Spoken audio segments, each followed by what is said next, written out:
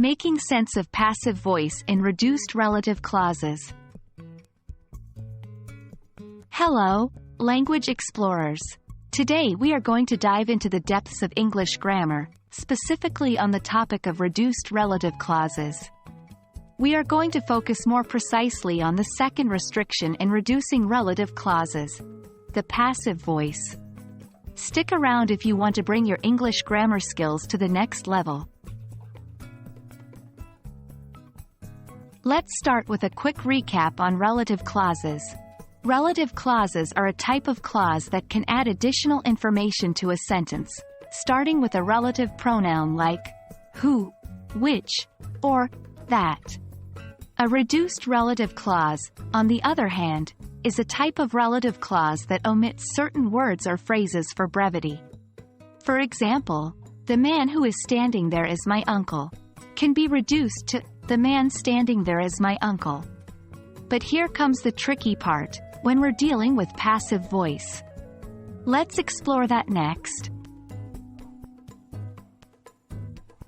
Passive voice is a form of sentence construction where the object of an action becomes the subject of a sentence.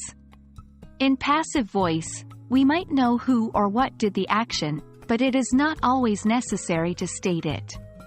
This differs from active voice, where the subject is the one performing the action. For instance, consider these sentences. Active: the cat chased the mouse. Passive: the mouse was chased by the cat. In our context, let's look at a relative clause in passive voice. The book, which was written by J.K. Rowling, is a bestseller.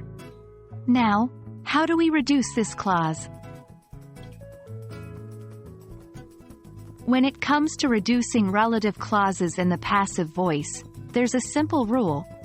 You cannot omit the verb be. The verb be is essential in constructing the passive voice. Without it, the sentence may lose its passive voice structure.